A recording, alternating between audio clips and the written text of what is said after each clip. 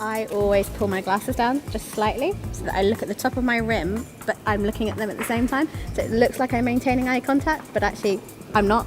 So then it's not uncomfortable because sometimes it can be a bit intense. I like to do some breathing exercises before I get interviewed. It's like a little bit of soft meditation, I suppose. Sip my water if I'm thinking, and also ask, can I have a moment to think about that question? When I had to interview for the environment agency, I made sure that I was well prepared before I went into the interview, and I tried to think that everybody in the room has to go through an interview at some point, and that was the best way for me to stay calm. Research the company and research the role that you are going into.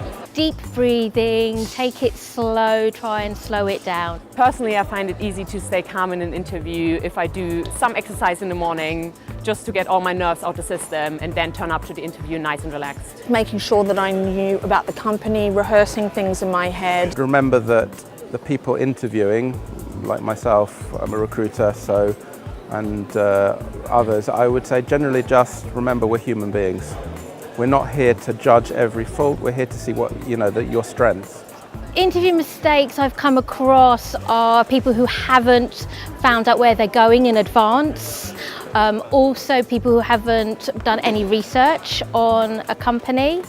And also people who haven't pre-thought of any examples of good things they have done at university that they could then bring to the company. Coming underprepared for the interview, so not researching the company, not researching the role itself enough. Coming underdressed for the company, not looking smart. It's worth coming in a suit and making yourself look professional. And make sure you seem enthusiastic for the company as well, because that's going to come across. They'll know how much you're passionate about the role itself. Being impolite, being rude, punctuality, make sure that you are on time, and make sure that you do not lie on your CV. One of the major things is do not look at the clock. Good eye contact with the person that's interviewing you. Look focused, look interested. Focus on their questions. If you don't listen, you're going to give the wrong answer, and there is nothing worse. That is an absolute no-no. 3 easily avoidable mistakes during an interview would be not researching the company, not looking interested in the interview at all, and not sort of asking at the end, when can I expect to hear from you? Always maintain eye contact. Don't fidget. People who don't really listen to the question and already have a preset answer that doesn't relate to the question that's being asked. 3 easily avoidable interview mistakes are just not being on time, coming unprepared, not knowing what the company is, and not having prepared any kind of questions for the interview about your past experience.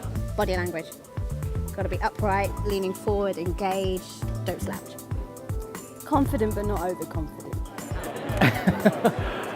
I'd say one thing I really regret in an interview, I was just out of university and I was asked to come for an interview for an agency, which was for a partner company that I was being interviewed for, but I thought I was being interviewed for the actual agency.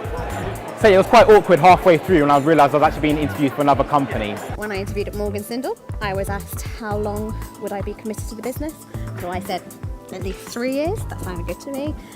The director at the time turned around and said, no, I want 5 to 10. And I was like, okay, I'll do 5 to 10. But having said that, I am now in my 6th year of service. Something which I have done in an interview which hasn't worked out well is going off topic. Make sure that you always answer the question that has been asked to you, and make sure that you do not waffle and change the subject.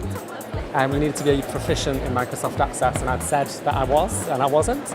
And there was a test, and the test didn't go very well, let's just say that. And I was unsuccessful for that one, but I learned a really valuable lesson, which is don't embellish.